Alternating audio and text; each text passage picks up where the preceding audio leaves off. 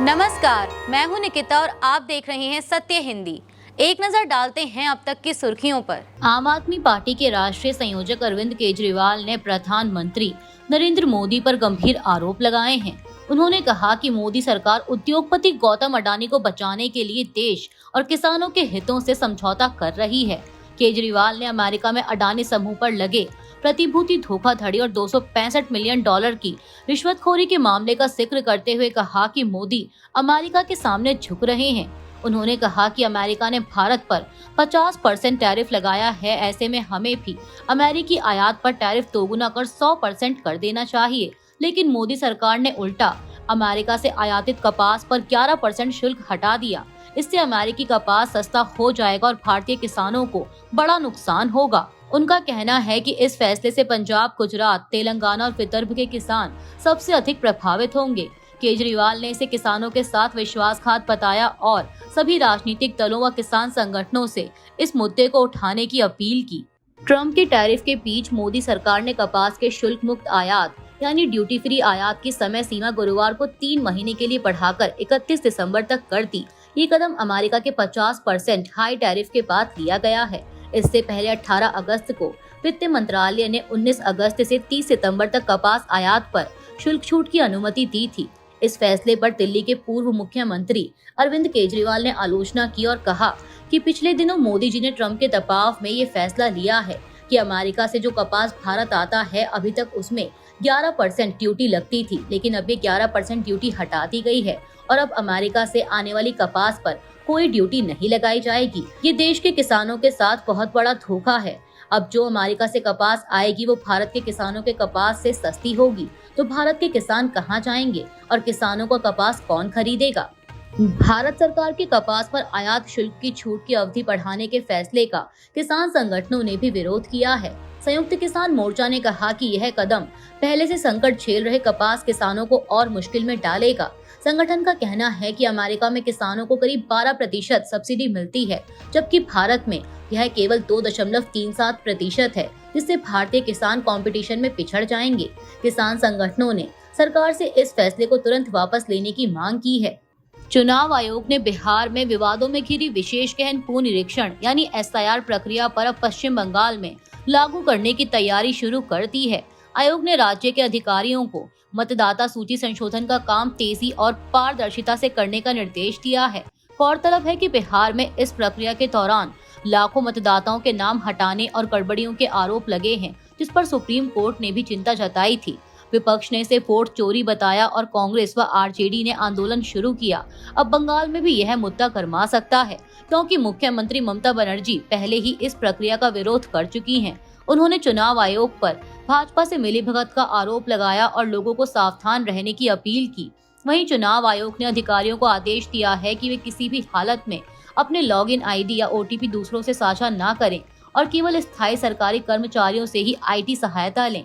यह कदम हाल ही में 127 फर्जी वोटर पंजीकरण के मामले में 4 अधिकारियों और एक डेटा ऑपरेटर के निलंबन के बाद उठाया गया है।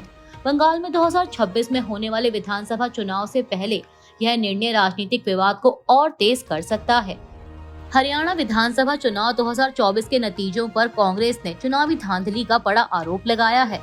राहुल गांधी और तेजस्वी यादव की वोटर अधिकार यात्रा के बीच हरियाणा कांग्रेस ने कहा कि यह जनादेश जनता का नहीं बल्कि EVM की करामात है। 5 अक्टूबर को हुए चुनाव में अप्रत्याशित रूप से भाजपा ने 90 में से 48 सीटें जीत ली, जबकि प्रदेश भर में जनता का आक्रोश भाजपा के खिलाफ दिखाई दे रहा था। कांग्रेस का कहना है कि मतगणना के दौरान आंकड़ों में बार-बार बदलाव हुआ, नतीजों की सूचना देर से दी गई और पोस्टल बैलेट्स की गिनती पूरी नहीं की गई। कई प्रत्याशियों ने पंजाब, हरियाणा हाई कोर्ट और सुप्रीम कोर्ट में याचिकाएं भी दाखिल की हैं। कांग्रेस ने आरोप लगाया कि मतदाता सूचियों में डुप्लीकेट वोट, फर्जी पते और एक ही मकान पर दर्ज कई वोट जैसी गड़बड़ियां मिली हैं। अब कांग्रेस इन सबूतों को इकट्ठा कर चुनाव आयोग के सामने रखने की तैयारी कर रही है। राहुल गांधी ने कहा कि हरियाणा चुनाव की धांधलियों का जल्द ही पूरा खुलासा किया जाएगा। भाजपा ने कांग्रेस नेता राहुल गांधी पर प्रधानमंत्री नरेंद्र मोदी का अपमान करने का आरोप लगाया है। भाजपा सांसद संबित पात्रा ने कहा कि दरभंगा की रैली में PM मोदी और उनकी मां को लेकर आपत्तिजनक टिप्पणी की गई। उन्होंने आरोप लगाया कि राहुल गांधी पिछले कुछ दिनों से PM मोदी को तू कहकर संबोधित कर रहे हैं, जो 140 करोड़ जनता का अपमान है। केंद्रीय मंत्री धर्मेंद्र प्रधान ने भी राहुल गांधी पर निशाना साधते हुए कहा कि जिन लोगों ने दशकों तक बिहार में वोट चोरी की, वही अब सबसे अधिक शोर मचा रहे हैं। उन्होंने कहा कि राहुल गांधी ने पीएम मोदी को अपशब्द कहकर मर्यादा की सारी सीमाएं पार कर दी हैं। वहीं कांग्रेस नेता पवन खेड़ा ने इन आरोपों को खारिज करते हुए भाजपा पर पलटवार किया। उन्होंने कहा कि बीजेपी ध्यान भटकाने की कोशिश कर रही है क्योंकि उनके सवालों का जवाब भाजपा के पास नहीं है। अमेरिका के राष्ट्रपति ट्रंप के शीर्ष व्यापार सलाहकार पीटर नवारो ने भारत पर कड़ा हमला बोला है। उन्होंने आरोप लगाया कि भारत रूस और चीन जैसे अधिनायकवादियों के साथ खड़ा है और इसे लोकतंत्र के मूल्यों के खिलाफ बताया। नवारो ने कहा कि भारत रूसी तेल खरीदकर पुतिन की युद्ध मशीन को मदद दे रहा है और इस कारण यूक्रेन संघर्ष अब मोदी का युद्ध बन गया है। उनका दावा है कि शांति का रास्ता नई दिल्ली से होकर जाता है। ट्रंप प्रशासन ने भारत पर पहले से लगे 25% आयात शुल्क पर अतिरिक्त 25% टैरिफ और जोड़ दिया, जिससे कुल शुल्क 50% हो गया है। नवारो ने कहा कि अगर भारत रूसी तेल की खरीद बंद कर दे तो अगले ही दिन यह अतिरिक्त शुल्क हटाया जा सकता है।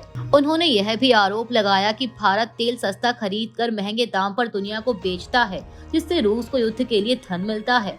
हालांकि भारत ने अमेरिकी शुल्कों को अनुचित बताते हुए कहा है कि वह अपने राष्ट्रीय हितों की रक्षा करेगा।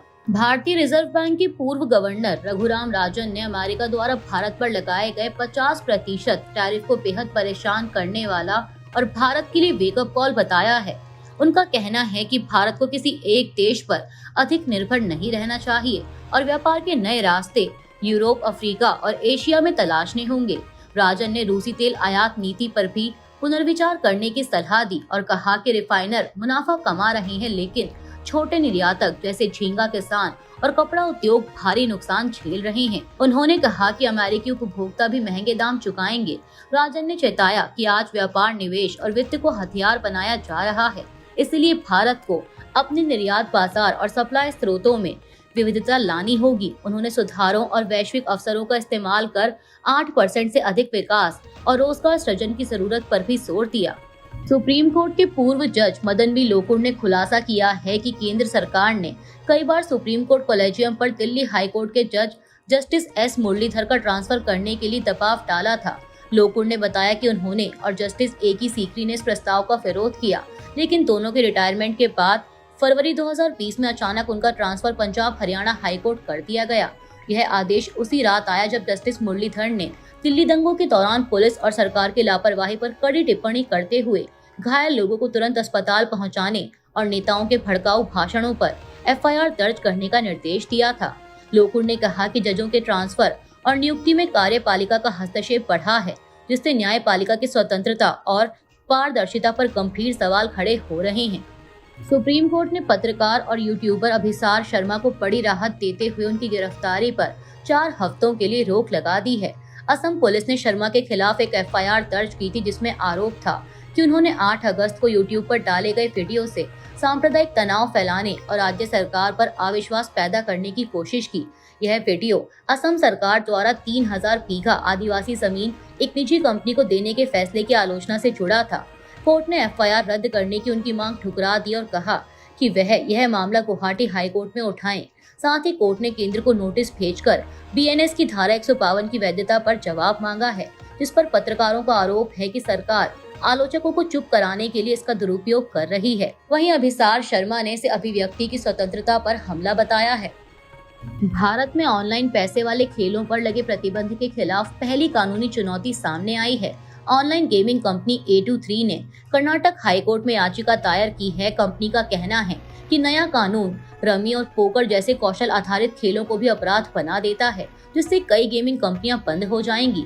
बता दें कि यह प्रतिबंध संसद द्वारा पास किए गए ऑनलाइन गेमिंग संवर्धन और विनियमन विधेयक 2025 के बाद लागू हुआ। इसे राष्ट्रपति की मंजूरी मिल चुकी है। कानून का मकसद लत, मनी लॉन्ड्रिंग और धोखाधड़ी रोकना है। इसके चलते ड्रीम 11, माई 11 सर्कल और पोकरबाजी जैसे बड़े प्लेटफॉर्म ने असली पैसे वाले गेम बंद कर दिए हैं। हालांकि ड्रीम 11 और गेम्स क्राफ्ट ने साफ किया है कि वे इस कानून को चुनौती नहीं देंगे और सरकार के साथ मिलकर नए रास्ते तलाशेंगे।